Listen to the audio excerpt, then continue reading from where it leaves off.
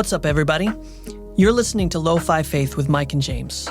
We're two guys who also happen to be pastors, doing our best to have open conversations about what it means to follow Jesus in today's world.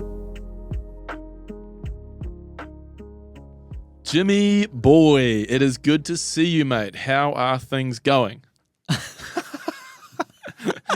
Reverend Michael, how are things with you? How art thou? How art thou?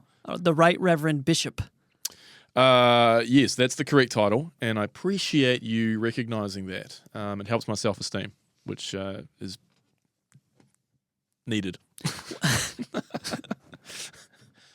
Well, you know, we all get into ministry specifically to help our self-esteem. That's what I've heard. It's also the best place for your self-esteem to be helped. As anyone who's been in ministry knows, if you want a self-esteem boost, become a minister. Nothing like getting feedback from your flock. Oh, yes, indeed.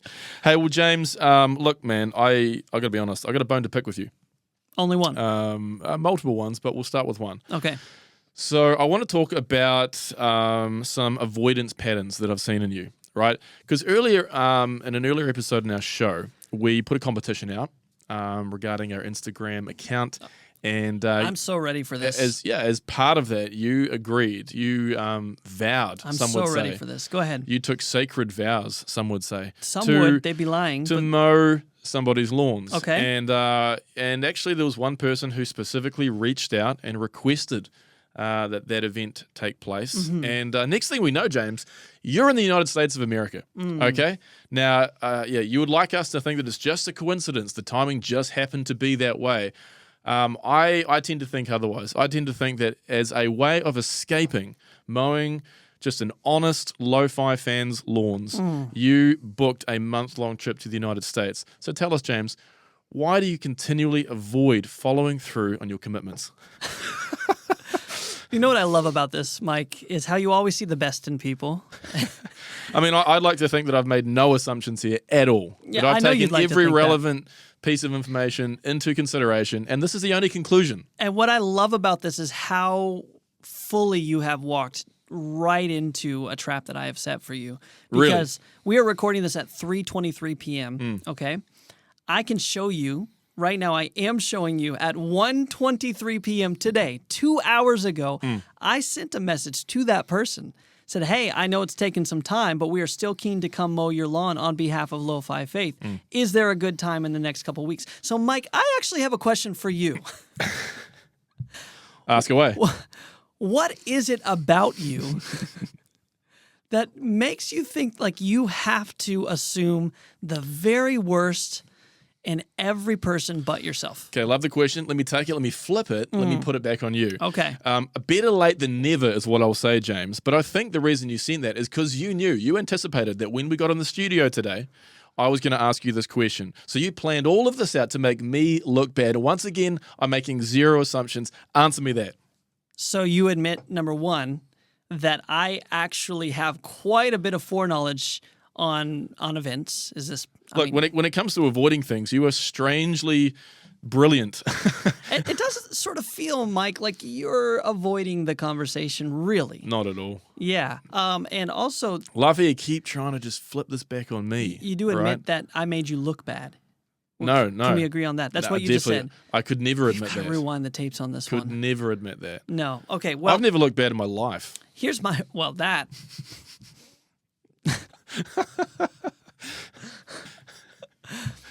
Here's what I'm going to say, Mike. Okay. All right? I'm listening. You... I didn't want to put all our dirty laundry out there. But you were the one who was not actually keen to go mow a lawn. I was the one who made sure this was going to happen. That is rich coming from you. You were hoping I would forget. And then you were hoping I would forget so that you could bring up this little edge of banter. But I am about real ministry, Mike. James, mate, on the streets, whole in the conversation was yards. always around you mowing the lawns. No, if it had been about me mowing the lawns, if it had been about me mowing the lawns, I would have done it. No, we're doing it. You and I together are going to mow this lawn. Look, I'll do it. We're going to trim the hedges. I'll do it just to demonstrate that I'm fine to do it. Yeah. But the original plan was that you would do it. Okay. Now, look, our listeners probably would want to hear about this for the next 20 to 30 minutes, but maybe we should get into the episode. I think that it is wise at this point for us to put this behind us. in the interest of, what's the word I'm looking for here? In the interest of the fact that you will never be able to admit that you're wrong. So let's get started with the episode. Okay. You're listening to Lo-Fi Faith with Mike and James. So, Mike, I'm glad we had the moment that we did to kick this episode off because I think it's a good illustration, which is really what we were trying to do here. I think you would agree. Of course. Of how to disagree and still get along. Yeah. Although, to be fair, we don't get along. So I don't know if we gave the kind of illustration we're looking for. You're right. And part of the challenge is actually we do agree about that. Yeah.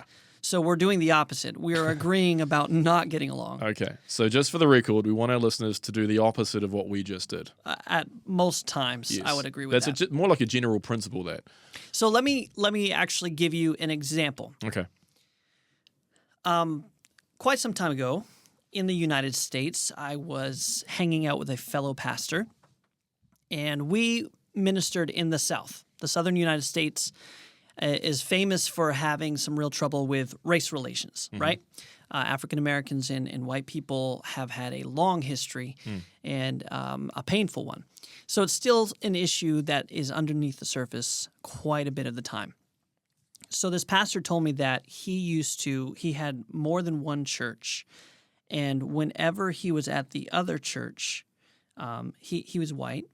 Whenever he was at his other church, this one church would get visitors sometime, not every single time, but at times they would get visitors who were African American. And people would be very kind to them, very loving to them, welcome them into the worship service. And then at the very end of the service, they would come up to them and they would hand them a piece of paper with an address on it. And they would tell them, I think you would feel much more comfortable here next time you worship. And this would be the address of a church that was a predominantly black church. Wow. Okay. Yes. So the pastor found out about this. He was incredibly frustrated with what happened. Had some very long conversations. I don't think he changed any hearts or minds, but he let him know very clearly that this was not acceptable, that all people are truly welcome in this church, in this congregation, in this fellowship. But that is an illustration, right? A very real, I think, very raw illustration of disagreements going beyond like, oh, we don't like what color you're painting the wall, right? We're talking about very real, very painful, frustrating differences of perspective where one person might even see the other side as actually ethically, morally wrong. So I guess what we're trying to wrestle with this episode is like, what do we do when we are all under supposedly one church, right? We all are attending the same place, but then we find that we are disagreeing in very real, very difficult ways. How do we navigate those disagreements without losing the humanity of the person on the other side? Great question. Here's the answer in just 2 minutes. Yeah, if you could just break this down, we could end early. This should be a short episode. Yep. No, look, that's to be serious, that's an incredibly complex question, and I don't think there are any easy answers. And anyone who's spent a bit of time in churches, and probably particularly in the leadership setting in churches, I would say, like if you're on a board or something like that, you will have probably come across just the pretty significant level of disagreement and even animosity that can erupt within churches at times. I've seen a lot of it in my time, and it's tough to deal with because churches, I think sometimes we, to be honest, I think we oversell ourselves a little at times. We make some big claims about unity and love and all of this, and yet the on-the-ground reality is quite often just not in harmony with those words that we like to say. Not trying to be negative here. I'm just trying to speak to what I've actually seen. Yeah, no, I think that's super important to actually be honest about. One of the critiques I hear a lot about church, and sometimes I share it as well, is that we're not really honest, right, about the struggles that we have. We like to think of ourselves as different, right? Because there's this Bible verse about being in the world but not of the world, and therefore we're separate. Come out from her and be separate. We have all of these Bible verses that tell us that we're supposed to be different than the rest of the people around us. And there's some truth to that. Like a follower of Jesus should look and think and act differently in some ways. We just disagree on what that means. But the issue is that's not our reality. Yeah. And I would argue that it's never really been our true reality. It's the ideal we're supposed to strive for. But you look all throughout church history, and we have been inhumane to one another and to others. Yeah, and I think so often people like to romanticize the past and go back to this supposed golden age. Like, oh, the church of 50 years ago, the church of 70 years ago, the church of 100 years ago, they had it all figured out. They really loved one another in the way that we think is ideal. You know, they did all this and they achieved so much. And that's just not the reality. That is looking at the past through rose-tinted glasses. Okay, prove that. Why? How can you tell me that's not the reality? I think the church in 1917 was absolutely, truly a Christ-centered church, and we've just gotten away from that. All we have to do is go back and do exactly what we did in 1917, and everything's going to be okay. Yeah. Why do you disagree with me? Yeah, I think just reading historical documents, just read history about the church, and the more detailed you get, the more you realize, man, they struggled with maybe not the exact same issues that we struggle with in 2025, but the same principles were there. They just showed up in different ways. They struggled to get along. They argued over things that we would now consider ridiculous in some cases. Yep. They were at each other's throats over all kinds of issues, right? So it's a nice thought that everything was just better back in the day. I just don't think it's even close to reality. Yeah, when the piano was introduced into the worship service, churches split over the piano being there. And I love that because now we have churches who will only allow a piano or organ or keyboard, maybe if they're super, super out there. But they're not going to allow any other instruments. Yeah. We did the same thing when the acoustic guitar was introduced. Still to this day, there are churches that would never allow an acoustic guitar. But for most people, that's quite mild, right? But the point being, it's a different specific issue, but the principles behind it have always been, man, we're just messy people. Yeah. Maybe humans are messy. Just throwing that out there. Yeah, maybe that's just how it is. And yeah, I remember being exposed to this idea of like, oh, we don't want to air the church's dirty laundry, which was another way of saying, let's just please not be honest. Don't talk about how we actually are. Don't talk about it, especially to people who aren't, in the inner circle, right? Outsiders, visitors. Because you'll make the church look bad. Yeah. It really was an admission of just putting a mask on. Let's just put the mask on and let's give a completely fake facade so that people think we've got it together, when we all know that we don't. And we don't. And it's so funny because what I think keeps me coming back to the Bible and actually being drawn to Scripture to some extent is the rawness of the stories. Yes. That these people very much did not have it together. Yeah. At pretty much any point in biblical history, people were messed up, and the Bible's just like, yep, and this is what happened. Yep. Right? And we traditionally believe with some of these that these people sometimes authored the books about themselves, so they're airing their own dirty laundry if we were to accept that. They give very raw, unfiltered views of even the leadership, right? And the followers, the followers of Jesus were a messy bunch of people. Yeah. And yet somehow here we are, and it's like if you talk bad about anything that's happening in the church, you're the problem because the church can never possibly look bad. So what do we do with that? Yeah, it's tough, right? And I love how you bring up biblical times as well, because that's another easy time and place to romanticize. The early church, they had it figured out. It's like, have you read 1 Corinthians?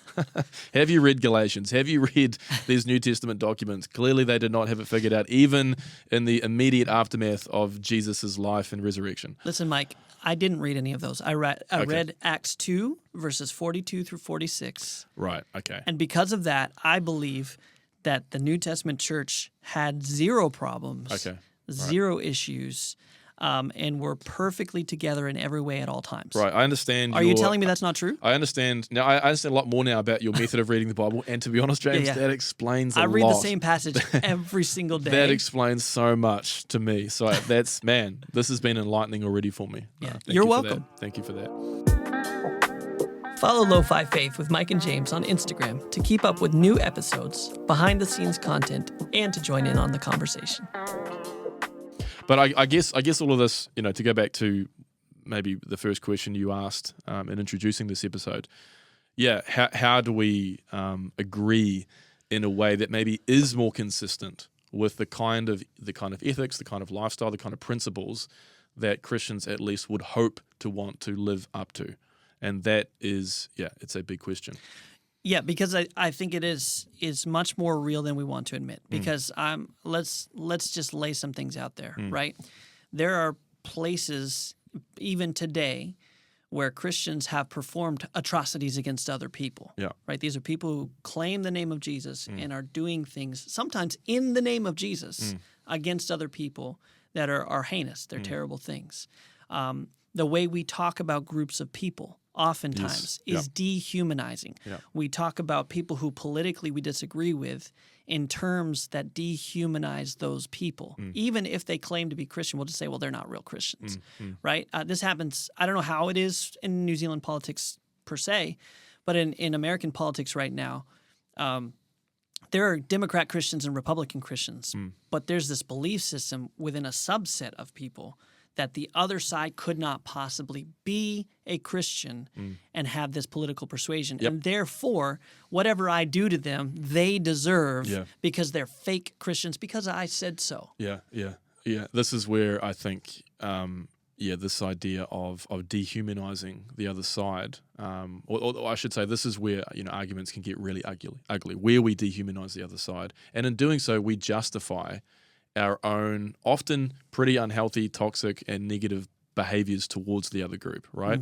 Because if we kind of have an internal sense that, I should be kind, right? I should be gracious. I should be seeking to be understanding at least and to try to empathize with this person. But I really just don't want to. Yeah. Well, it makes it a lot easier to avoid that by simply dehumanizing in some way, shape, or form the other side. So hey, now I feel okay about my own bad behavior. Right. It gives us an excuse to not treat them the way the gospel tells us we must treat them. Yeah. Right. Love your enemies. Yeah. Full stop. Period. That's it. So if you consider a person your enemy, it is your moral duty as a follower of Jesus, with the example that he set and the Holy Spirit that is placed within you, to love that, to actively love them. Now, when we say love that person, it doesn't just mean be nice to them. Yeah. It's so much deeper than that. We're supposed to love like Jesus did. Yep. Well, how did he love us? In various different ways. And quite a few ways. Yeah, in quite a few ways. And it depended on the people that he was around. Yeah. We see him treating the religious establishment, the Pharisees, for example, often quite different from how he would treat the outcasts of society. Women, there were tax collectors, Romans, who were part of the quote-unquote oppressive state that were oppressing Israel. Often a different approach, but I see that as Jesus trying to love appropriately given the context. So there is a context to love. So on one hand, right, my dad used to always say there's ditches on the left side, ditches on the right side, right?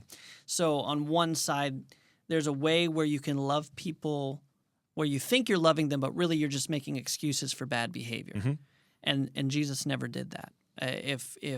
Especially if people were oppressing others, he firmly took a stand against it. And then the other side is, okay, we're not going to excuse what we consider bad behavior. We're actively going to, if you think this way, if you hold this idea, if you hold this concept, or if you live this lifestyle, you are an evil person and therefore worth less in my sight. Yeah. And we're saying both of those are inconsistent with a follower of Jesus. Right? Absolutely. Yeah. And I think that's one of the toughest questions we need to ask is, what does it mean to love in this context, right? It's not just an easy answer that's going to be the same every single time. There's no cookie-cutter answer. It's, man, how do I love this person? And honestly, when it comes to a quote-unquote enemy, someone who you really, really disagree with, someone who you might even think that what they are standing for, what they are promoting is toxic, damaging, harmful, right? And yet the call is still to love. And again, that doesn't mean you have to have all these warm fuzzies towards the person. It certainly doesn't mean you need to agree with them. Yeah. But what does it mean to do that? And honestly, I find that command easily the hardest to live up to in all of Scripture. Which is why, repeatedly it says that love is the fulfillment of the law. Yeah. Right? So all of these other things, man, if you just tell me what to wear, yeah, I can do that. If you just tell me what foods to eat or What not to eat, eat, what music to avoid, listen to. man, I can do all of that. Easy. But when you tell me actively, right, this is not a passive thing, actively, the people in your life, the people on your TV screen, your social media accounts, those people who you might consider your enemy for one reason or another, or that shady group of people over there, right? You're called to actively love them. Love always comes with boundaries. So it doesn't mean allow abuse to continue in your life or in the lives of others. Yeah. In fact, stand against oppression of all sorts. Yeah. But do it with the basic understanding of humanity on the other side, right? What we're attacking, if we have to attack anything, are ideas, bad ideas. Yeah, absolutely. We're not attacking people. And I think that what happens a lot of times is it's people combine the two. And so I start maybe attacking an idea, but you're so connected to the idea, I start attacking you too. Yeah, you epitomize the idea in my mind, right? Yeah. And so it's just easy to see you as the idea. And so I really do attack you and not just the idea. Right. And then the opposite side can be true. I might be attacking the idea, but because you have so connected yourself, your identity to that idea, you think I'm attacking you and you react to that. You take it in a deeply personal way. But that's not really our full responsibility to deal with, right? If someone is really not making personal attacks, but they're saying, hey, I think what is happening here, I think this is wrong, I think this is incorrect, whatever. If the other person hears that and says, you hate me, maybe they need to process that. Why do you think that means that this is hate? Yeah. Right? So it's like trying to find this actual balanced way where you can take a stand for real issues, advocate for real things, while not dehumanizing others, regardless of how other people take it. Yeah, and I'm glad you pointed out that there are many times we need to take a stand, because there is this idea out there, it's sometimes called the fallacy of the middle ground, where people's almost default position is to say, oh, okay, so there's one side that says this, there's another side that says that, they're both wrong, and the correct answer is somewhere in the middle. Now that is true sometimes, but it's actually not true every time, right? And it sounds really good, where we go, hey, what's the middle ground here? But there are many positions. No, actually, there is just one right position, one wrong position, right? Many examples could be given, but if you try to take the middle ground on a position where, human life is at stake or whatever, it's like, no, this is something you need to stand fully against. Right. And taking a mediating position is maybe more of a way of cowardice in that situation. Right. Like to go back to that original example I gave, if the pastor's like, well, there's middle ground, okay? Like, I understand that racism is bad in general terms, but I also understand that this makes you really uncomfortable to have them in your presence, right? He could try to make this like conciliatory thing that makes him part of the problem. But he took it as, no, if you are going to exclude people from the body of God, anybody from the body of God, then you are the problem, because the gospel is inherently inclusive of all people. Jesus never would have done that. So he took a real stand that said, I don't care what you think, racism in all its forms is inherently wrong, no matter what you think of me. And by doing that, he put himself in a camp, right? But he did that for the right reasons, and I think he did it out of love for those people. Absolutely. Who were holding racist ideas. Even if they were loving in other ways, he was still able to talk about that and say, look, this is wrong.